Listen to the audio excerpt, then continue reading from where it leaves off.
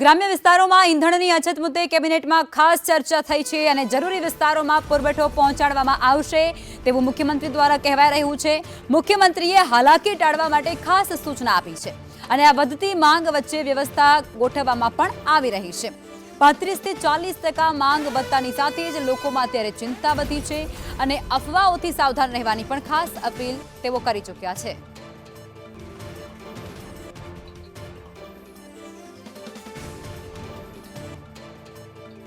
PM Modi की appeal बाद राज्य सरकार द्वारा परिपत्र जाहिर थयो छे, जेमां सरकारे सत्तावार परिपत्र करी अने 11 नियमों जाहिर कर्या। परिपत्र में नेता अने अधिकारीना विदेश प्रवास पर प्रतिबंध लादवामां आव्यो।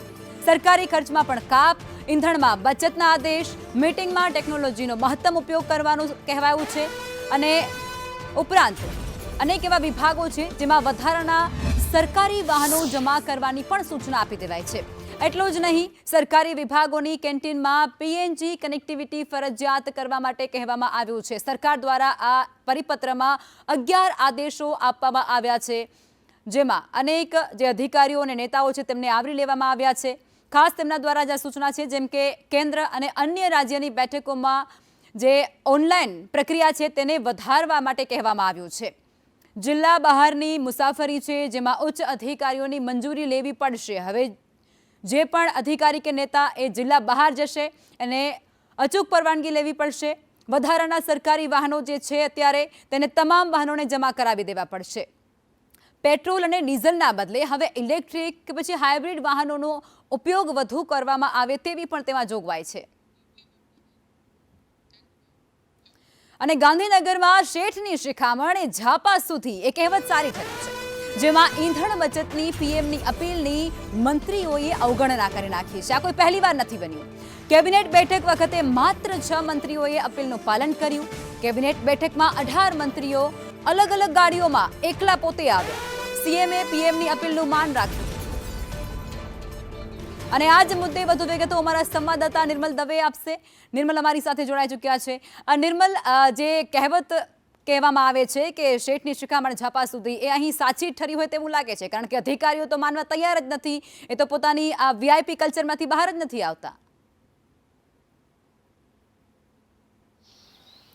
जो 10 मे 2026 रोज रात्रिना सुमारे प्रधानमंत्री तेलंगाणानी मुलाकाते हता अने तेलंगाणामां તેમણે નિવેદન પણ આપ્યું હતું કે ઈંધણ બચત કરવામાં આવે, શક્ય હોય ત્યાં સુધી કારમાં જવું હોય તો કાર પુલિંગ પણ કરવામાં આવે।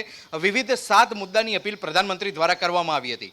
12 મેના રોજ 11 મેના રોજ દ્રશ્યો એવા જોવા મળ્યા ગુજરાતમાં, ગુજરાત સરકારના મંત્રીઓમાં, કે તેમણે પોતાની કારનું પાયલોટિંગ છોડી દીધું, તો કેટલાક મંત્રીઓ ઇલેક્ટ્રિક વ્હીકલમાં આવવાની શરૂઆત કરી, કેટલાક મંત્રીઓએ કાર પુલિંગ કરીને આવવાની શરૂઆત કરી। 12 તારીખે ફોટા પડાવ્યા, પ્રસિદ્ધિ મેળવી લીધી, પરંતુ આજે થઈ છે 20 તારીખ। 8 દિવસ જ હજી વીત્યા છે। કેબિનેટ બેઠક અગાઉ શુક્રવારે મળી હતી, ત્યારે પણ વ્યવસ્થિત રીતે ફોટો પડાવી લીધા, ત્યારે પણ પ્રસિદ્ધિ મેળવી લીધી, પરંતુ હવે આજે શુક્રવારનો બુધવાર થયો છે। કેબિનેટ બેઠકના ફોટો પડાવ્યાના 5 દિવસો જ વીત્યા છે। 5 દિવસમાં તો મંત્રીઓની ફિતરત જ આખી બદલાઈ ગયેલી જોવા મળી છે। અને નિર્મલ અહીં એ પણ છે, નિર્મલ અહીં એ પણ છે, નિર્મલ સીએમ પોતે માન રાખી રહ્યા છે, એવા આજે જોવા મળ્યા। નિર્મલ, સીએમ પોતે માન રાખી રહ્યા છે, પોતે બેગાડીના કાફલામાં જાય છે। મુખ્યમંત્રી પોતાના ઘટાડેલા કાફલા સાથે કેબિનેટ બેઠકમાં આવ્યા હતા, સચિવાલયમાં આવ્યા હતા। 3 મંત્રીઓ એવા હતા કે જેઓ ઇલેક્ટ્રિક વ્હીકલ લઈને આવ્યા, જ્યારે 2 મંત્રી એટલે કે નાયબ મુખ્યમંત્રી અને કૌશિક વેકરિયા બંને કાર પુલ કરીને આવ્યા હતા। આ સિવાયના તમામ જે 18 મંત્રીઓ હતા એ અલગ અલગ પોતાની કાર લઈને આવ્યા। એનો વાંધો નહીં, પણ એમાં એમણે કાર પુલિંગ નથી કર્યું। પ્રધાનમંત્રીની અપીલ જે હતી તે અપીલનું પાલન ગુજરાત સરકારના મંત્રીઓ જ નથી કરી રહ્યા। તેઓ શિખામણ ચોક્કસ આપી રહ્યા છે કે તમારે આ કરવું જોઈએ, તે કરવું જોઈએ, અલગ અલગ વાતો કરી અને વાહવાહી મેળવી રહ્યા છે, પ્રસિદ્ધિ તો મેળવી રહ્યા છે, પરંતુ સ્થિતિ એવી થઈ છે કે પ્રધાનમંત્રીની પાલનનું ગુજરાતના મંત્રીઓએ, પ્રધાનમંત્રીની અપીલ છે તેનું ગુજરાતના મંત્રીઓએ પાલન નથી કર્યું। એટલે હવે કોને જઈને કેવું તે એક પ્રશ્ન ઉપસ્થિત થઈ રહ્યો છે। જે શિખામણ મળી હતી તે શિખામણ ઝાપા સુધી જ હોય તેમ દ્રશ્યો આજે જોવા મળ્યા છે। બિલકુલ, આભાર નિર્મલ, જોડાયા તે બદલ।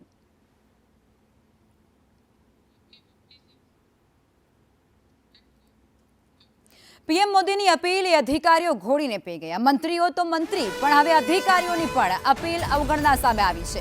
अमदावाद कमिश्नरे वर्च्युअलना बदले प्रत्यक्ष बैठक बोलावी लीधी अने अधिकारीओ ए कार पुलिंगना बदले अलग अलग एसी ने कारोनी अंदर त्यां पहोंच्या हता, अलग अलग व्यक्तित्व कारो लईने। પ્રધાનમંત્રી નરેન્દ્ર મોદીની પેટ્રોલ ડીઝલ બચાવવાની અપીલ પછી ગુજરાત સરકાર અને અમદાવાદ કોર્પોરેશનમાં કમિશનરે આદેશો તો કર્યા, પરંતુ તેનું પાલન કોણ કરશે તે સવાલ છે. ખુદ મનપા કમિશનરે જ પોતાની રિવ્યૂ બેઠક જે દર અઠવાડિયે બોલાવવામાં આવતી હોય છે, એ રિવ્યૂ બેઠક આ વખતે પણ આ રિવરફ્રન્ટ હાઉસ જે આવેલું છે કોર્પોરેશનનું, ત્યાં બોલાવી છે. મનપા કમિશનર સહિતના કમિશનરો, ડેપ્યુટી મ્યુનિસિપલ કમિશનરો અને અલગ અલગ વિભાગના અધિકારીઓ છે એ પોતાની કાર લઈ અહીંયા પહોંચી છે. ખુદ રાજ્ય સરકાર અને નાયબ મુખ્યમંત્રી વર્ચ્યુઅલ બેઠકો કરવા માટે આદેશો આપે છે. રાજ્યનો સામાન્ય વહીવટ આ પ્રકારના પરિપત્રો કરે છે, પરંતુ એનું ઉલ્લંઘન થતું હોય તે પ્રકારના દ્રશ્યો અહીંયા દેખાયા છે. ખુદ કમિશનરે વીકલી અને કાર પુલિંગ કરી આવવા માટે અધિકારીઓને પત્ર કર્યો હતો, પરંતુ એ જ પત્રનું અહીંયા ઉલ્લંઘન થતું હોય તે પ્રકારના દ્રશ્યો દેખાય છે. સિંગલ અધિકારીઓ છે એ કાર લઈ અને અહીંયા આવી રહ્યા છે. બેઠકની અંદર હાજરી આપવા માટે પણ આવે છે અને અધિકારીઓની વાહનો છે એ પણ અહીંયા જોઈ શકાય છે. તો કેટલાક ચાલકો છે એ અધિકારી ન હોવા છતાં એસી ચાલુ રાખીને બેસતા હોય તે પ્રકારના પણ દ્રશ્યો ક્યાંક સામે આવ્યા છે. એટલે કોર્પોરેશને જે સૂચના આપી છે કમિશનરે અને રાજ્ય સરકાર અને પ્રધાનમંત્રીની અપીલ, આ તમામ બાબતો માત્ર કાગળ ઉપર અને દેખાડો પૂરવા કરવા માટે રહેતી હોય તે પ્રકારની સ્થિતિ અમદાવાદ કોર્પોરેશનમાં દેખાય છે. કાગળ તો થયો, પરંતુ તેનું અમલ કોણ કરશે તે સવાલ છે. ખુદ કમિશનરે જ વીકલી બેઠક ઓનલાઈન કરવાના બદલે રૂબરૂ પ્રત્યક્ષ બધા જ લોકોને રિવરફ્રન્ટ હાઉસ માટે બોલાવ્યા છે અને ત્યાં અધિકારીઓ સિંગલ ગાડી લઈને આવ્યા હોય તે પ્રકારના દ્રશ્યો અહીંયા પાર્કિંગમાં જોઈ શકાય છે. કેમેરામેન મેહુલ સાથે હિરેન રાવલ, સંદેશ ન્યૂઝ, અમદાવાદ. અને આ બધા વચ્ચે મહીસાગરમાં ધારાસભ્યએ પોતે એસટી બસમાં મુસાફરી કરી. પૂર્વ શિક્ષણ મંત્રી ડોક્ટર કુબેર ડિંડોરની બસમાં મુસાફરી. સંતરામપુરથી ગાંધીનગર તેઓ બસમાં પહોંચ્યા. પેટ્રોલની અછત છે અને તેને લઈ અને બસની મુસાફરી તેઓએ કરી. એસી ગાડી મૂકી અને તેઓ બસમાં પ્રવાસ કરી ચૂક્યા છે.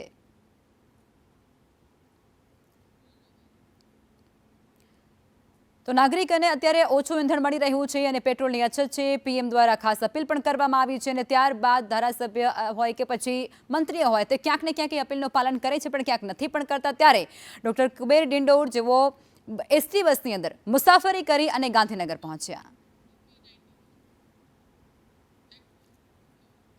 રાજકોટના ધોરાજીમાં ઈંધણની સખત અછત વર્તાઈ રહી છે. સતત બીજા દિવસે પણ પેટ્રોલ પંપ પર વાહન ચાલકોની વાહનો લઈ અને લાંબી કતાર જામી છે.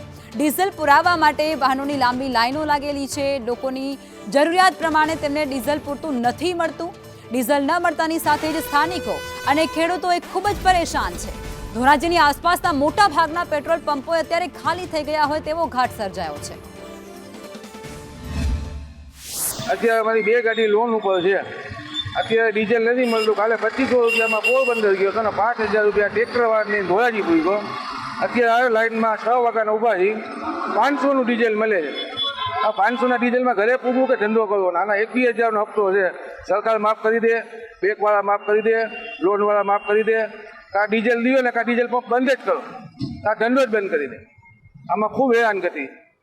અત્યારે ડીઝલ મળતું નથી, શું કહેશો તમે? પંપ એમ કે તમને ઉપાધિ નથી આવતું ને આ મળે છે એટલે 500નું મળે છે. આ 500માં ભાડું કરવું કે ગાડી સાઈડમાં રાખી? ભાડામાં કેવી રીતે હેરાન નથી થઈ છે? ભાડાવાળા ભાડા નથી દેતા. અમે અત્યારે આ ટ્રેક્ટર લઈને લાઈનમાં ઉભા છીએ. અત્યારે ડીઝલ ક્યાંય મળતું નથી. ધોરાજીમાં એક જ પેટ્રોલ પંપે જડે છે, 500 રૂપિયાનું જડે છે. યુદ્ધના કારણે ક્યાંય ડીઝલ નથી જડતું. અત્યારે ડીઝલ છે નહીં. 500 રૂપિયા ડીઝલમાં આમાં શું થાય? અમારું 500 રૂપિયામાં ડીઝલમાં કાંઈ ના થાય. અમારે બોલગામડે માન પહોંચશું. અત્યારે ખેતર હવે પડ્યા છે, ખેડવાના બાકી છે અને ભાડે જશે. ભાડાવાળા કે ભાડું આપતા નથી, એ પૈસા બાકી છે. ડીઝલ ક્યાંય મળતું નથી. પરિસ્થિતિ બહુ ગંભીર છે. હવે આમાં સરકાર કંઈક કરે તો થાય. એના પૂરી ગાડીઓમાં ડીઝલ છે, આપણે આમાં કાંઈ છે નહીં. અત્યારે આમાં કાંઈ ડીઝલ નથી. અત્યારે લાલ કાચી ભોગવો છે. હું ધોરાજી વિસ્તારમાં રહું છું અને ધોરાજી વિસ્તારમાંથી આવું છું. ધોરાજીમાં ડીઝલની અછત છે, જેના કારણે ધોરાજી ટેન્ડર જે પાસે પેટ્રોલ પંપ છે એ અમને 1000 રૂપિયાનું પેટ્રોલ ડીઝલ આપે છે, પણ 1000 રૂપિયા ડીઝલ અમારા ટ્રેક્ટરમાં કાંઈ થાય નહીં.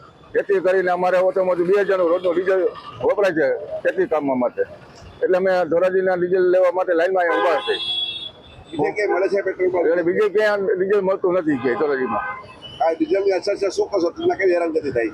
અમે ધંધો ખોટી કરી અને રોજગાર અમારું બંધ કરી અને અમે ડીઝલ લેવા અહીં લાઈનમાં ઊભા છીએ. અમે એટલે હેરાનગતિ થાય છે અમારે. ધોરાજીમાં બીજી કઈ જગ્યાએ મળે છે? બીજે ક્યાંય મળે? કાલે બધે ભૂતોના 5-2 પેટ્રોલ પંપ રેકડ્યા તો એમને ડીઝલ ક્યાંય મળ્યું નહીં અમને. મધ્ય એશિયામાં ઈરાન અમેરિકા યુદ્ધની પરિસ્થિતિના કારણે સમગ્ર વિશ્વમાં ત્યારે ક્રૂડ ઓઇલ એ સંકટ બની ચૂક્યું છે. ભારતમાં પણ પેટ્રોલ અને ડીઝલની અછત વર્તાઈ રહી છે. પેટ્રોલ ડીઝલની અછતના કારણે અનેક નાના મોટા ઉદ્યોગ ધંધાઓ ખૂબ જ પ્રભાવિત બન્યા છે અને તેના જ કારણે ટ્રાવેલ્સ ઉદ્યોગ પર પણ તેની માઠી અસર પડી છે. ઈંધણની અછતના કારણે ખાનગી ટ્રાવેલ્સની બસના અનેક રૂટ એ ઘટાડવાની નોબત આવી છે.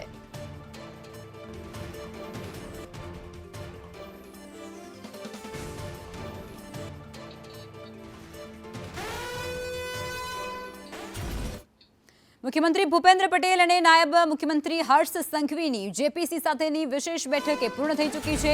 બેઠક બાદ નાયબ મુખ્યમંત્રી એટલે કે ડેપ્યુટી સીએમ હર્ષ સંઘવીએ જણાવ્યું છે કે એક રાષ્ટ્ર એક ચૂંટણી આ મુદ્દે ગુજરાત સરકારે પોતાનો સંપૂર્ણ સહયોગ આપી દીધો છે અને દેશના અન્ય રાજ્યો માટે પણ નવી દિશા ચીંધી છે.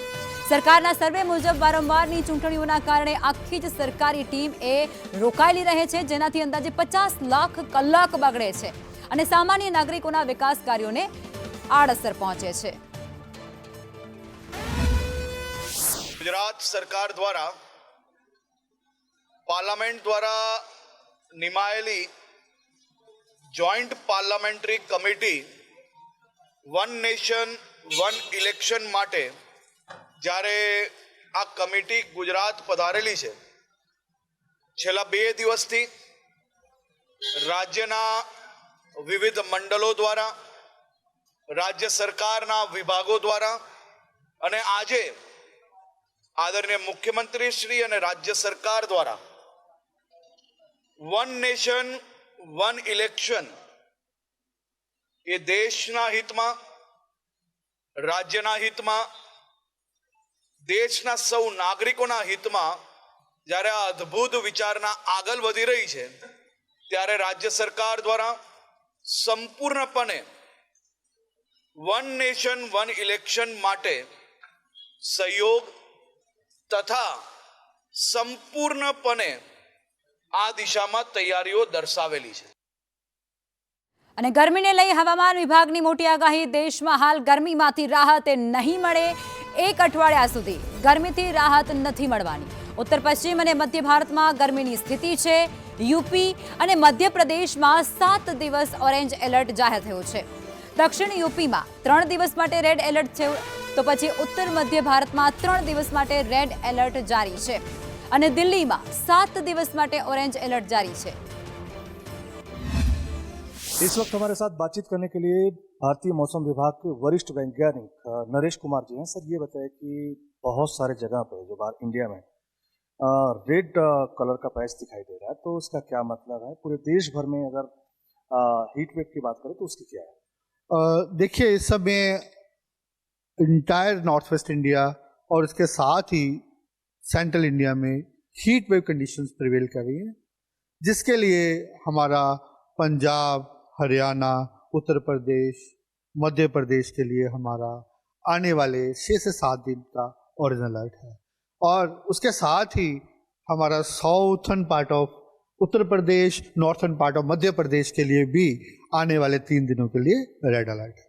तो जहाँ पे जो हीट वेव कंडीशंस ऐसा ही प्रिवेल करती रहेंगी.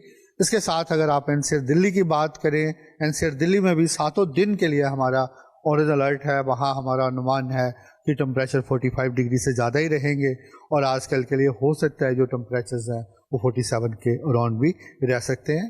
ये इधर उड़ीसा और आंध्र प्रदेश के लिए भी ऑरेंज अलर्ट है. हालांकि वहाँ सीवियर हीट वेव कंडीशंस नहीं है, लेकिन वहाँ पे क्या है कि हीट वेव के साथ जो ह्यूमिडिटी भी एक इम्पोर्टेंट फैक्टर रहता है. और गुजरात का जो हिस्सा है पूरी तौर पे ग्रीन दिखाई दे रहा है, इसका क्या मतलब है? इसका मीनिंग यही है कि गुजरात के लिए कोई हीट वेव नहीं है, टेम्परेचर ऑलमोस्ट सामान्य है और ऐसे ही रहने वाला है.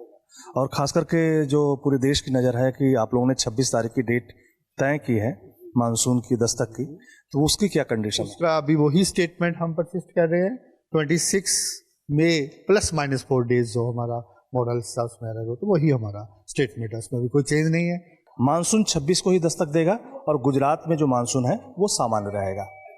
दिल्ली से कैमरामैन रोहित त्रिपाठी के साथ मैं अजय यादव, संदेश न्यूज.